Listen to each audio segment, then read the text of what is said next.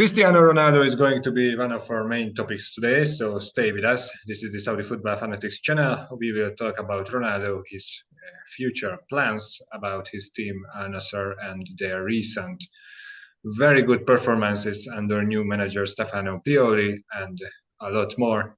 Let me welcome the team first. Hi, guys. Hello. Hello. So, I think it's adequate to start with Ronaldo, isn't it? It's always adequate to start with Ronaldo. So you mean Ronaldo, right? Haha. Yeah, it's an undeniable fact that he has scored a few penalties recently in the league. But the question is, how long can he keep up the pace? I mean, he's playing in one of the best teams in the league and in one of the best leagues of the world, so it's always demanding. And you probably heard about his interview about something that he's no longer hunting personal goals and he's looking for the good of his teammates and so similar things. I don't know, but it's difficult. Is that true? Is that really true? Yeah, it's difficult to believe that he's not going for 1,000, isn't it? Yes. Okay, but to be honest, I think his main goal is to win the league and win the Asian Champions League. And beyond that, of course, he is aiming for the 1,000. So that's a lie from his side that he has no goals for himself. But I can believe it to him that the teams come first now, and he wants this team to win the Champions League and the Russian Saudi League as well. Obviously, that's obviously important thing, but his main driver was always, ambition and to win everything, and therefore, I would say that it will be always his main driver to achieve all the personal records and everything, and through that, lead his team towards all these successes. Okay, but it is also a personal goal and a personal record if you can win the Asian and the European Champions League as well. Yeah, I'm just saying that he might be now mature enough to be even more to contribute even more to the team, and for example, to just to say that in certain situations he can step back. That's for sure, and with that helping Al Nassr to win all these things. But at the end of the day, he wants to win all these so that he can say that he is the winner of the Asian Champions League as well. After Europe, he conquered Asia as well. But that's not a bad thing. That was the driver, and that was the attribute that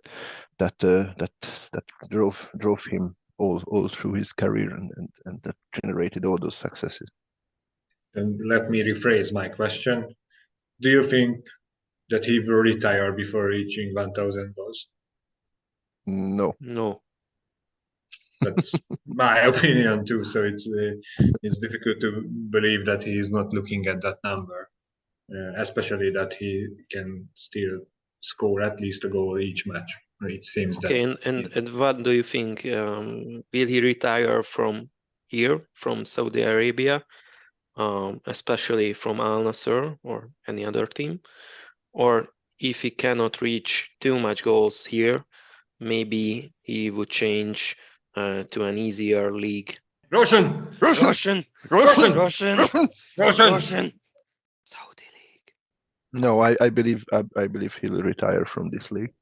I can imagine that after that he will have some, I don't know, gala or similar, just for fun matches with for example with Sporting, so that he put all his career into in a framework. But at the end of the day, professionally speaking, he will retire, I believe, from this league. And do you think that it will be Al Nassr or maybe Naum? Yeah, we can talk about the exciting project, but first I believe he wants to win it all with Al Nassr. But yeah, it's a right question, and if Naum is indeed have all those funds and will have a good plan, a good strategy, then obviously that will be a temptation for him.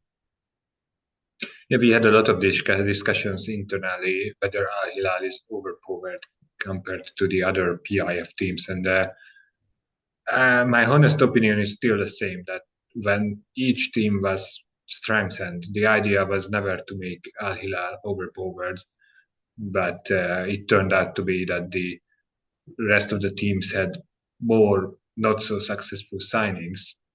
But especially now that Pioli arrived, it seems that Al Nassr is starting to click, and it may be a little bit too early to make conclusions, because honestly, if you look at their fixtures, these were must-win matches for Al Nassr, and the real tests are yet to come. But maybe we see something in this team which it lacked, and maybe the change of the manager was all that this team needed to compete with Al Hilal. I don't know, what's your opinion on this? Basically, I agree with you. It's much more balanced now, but not just because of Pioli. That's a key factor. I agree on that point as well. But with the arrival of Simakan, for example, or with the new role or bigger role in the part of money nowadays in the last rounds. And also now we are talking about Al Nassr, but we can mention Al Ittihad this season as well. They have pretty quite good signings. Just to mention Awar or Bergwijn and Diaby. So it could be a much more interesting league, I think, this year. And who knows what will happen with Al Hilal. There can be injuries, or maybe the Champions League will be much more important this year and they will miss some points in that part of the year. Who knows? I agree with Mark. Pioli obviously is a great coach, and I'm sure that what we can see now, it has his hands, Pioli's hands in that. But it also not only Pioli's impact; it's really, I believe, Simakan's impact. Now the defense is very much stabilized. However, as regards Pioli, what's easy to see, and that what the team can already, I'm quite sure that attribute to his capabilities, is that how certain players improved, and as Mark mentioned, he found the place of Mane. Mane seems much more motivated. He scores a ton of goals since Pioli is here. Also, we can say that Sultan Al Ghanam is now, I don't know, I believe overperforming in the past matches. On the other hand, on the other side, I want to mention that obviously Al Nassr had not too challenging matches so far under Pioli's reign. So we will see in the next matches, they will have a couple of tough battles. So I believe those will measure the best how Pioli could, I don't know, organize the team. Yeah, absolutely.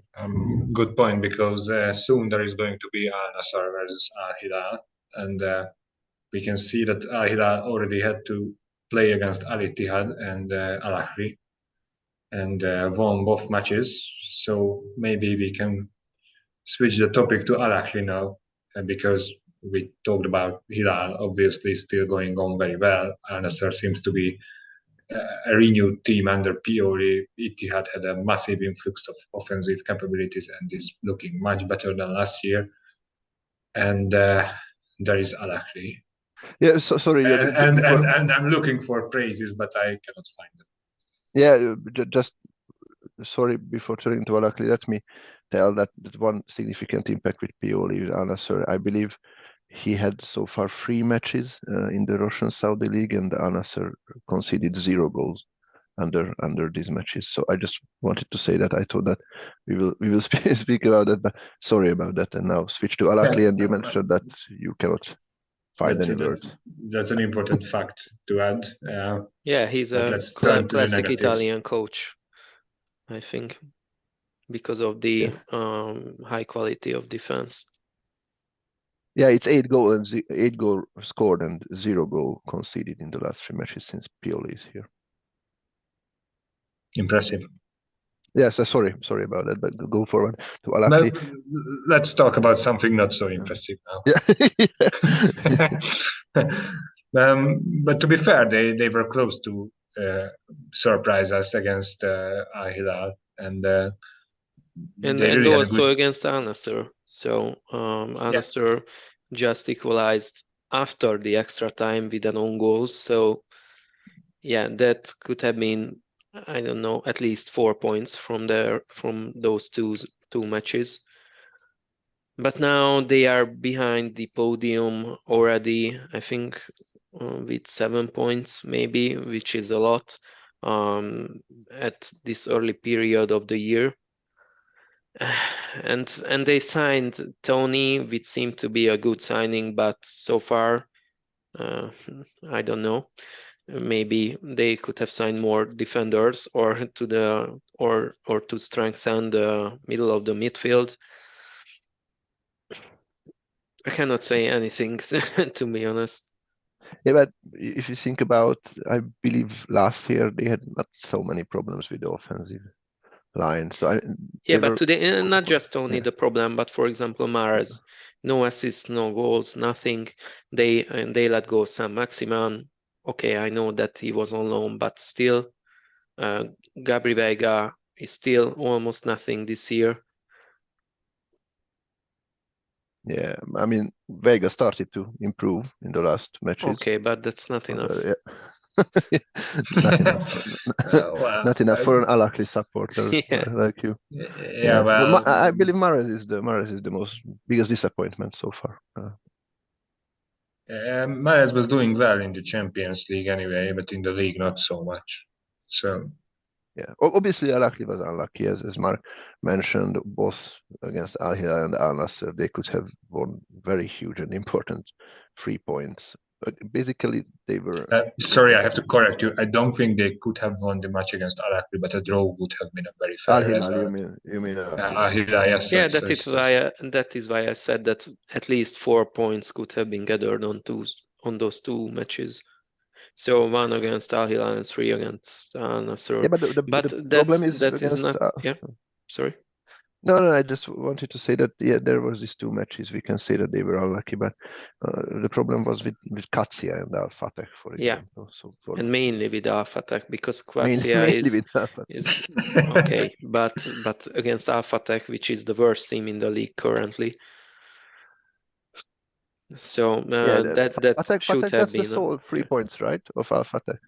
Yeah, that's all the points they collected. It was against Al Ahly. Yeah. Okay. The question is how much patience will the management have towards Jaisla?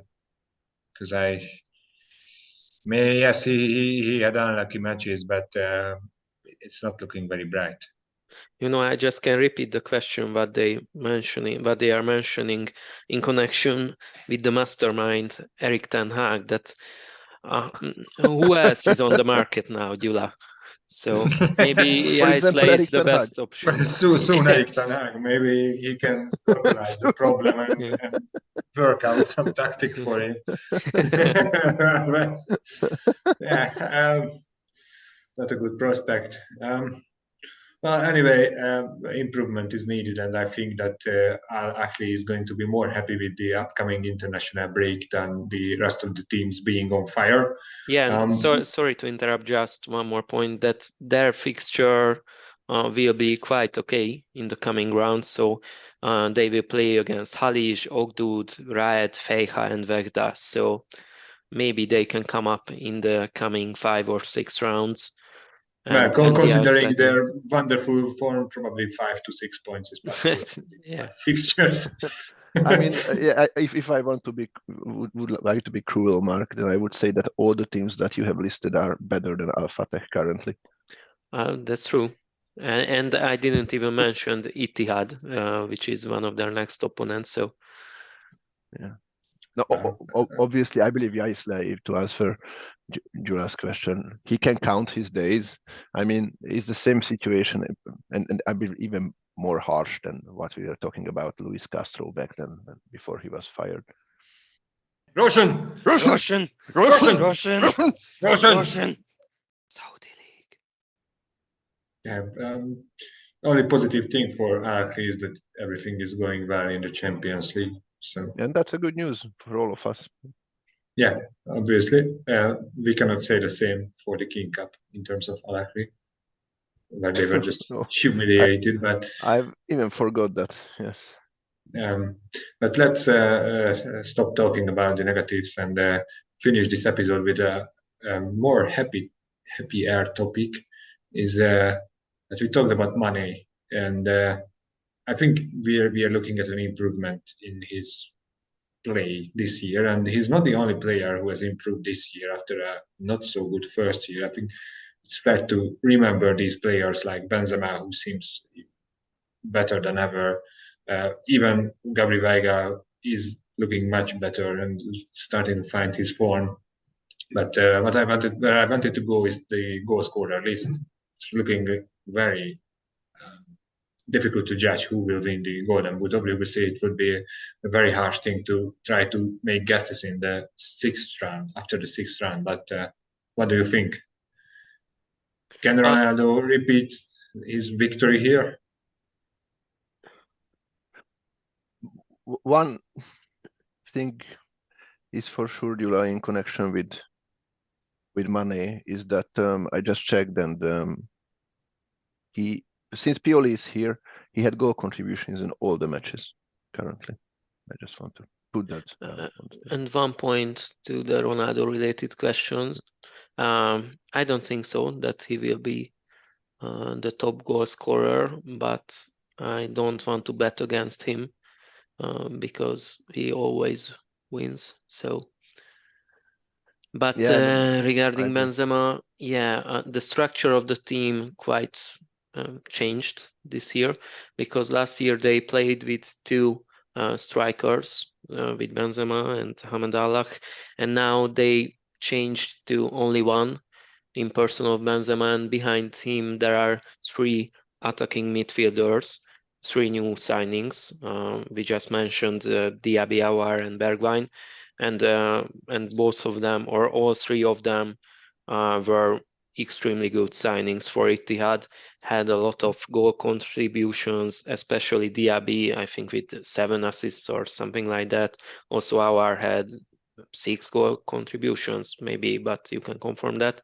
And also Bergwijn, who arrived later, already have 3. So I think that's the biggest reason of the better year of Benzema.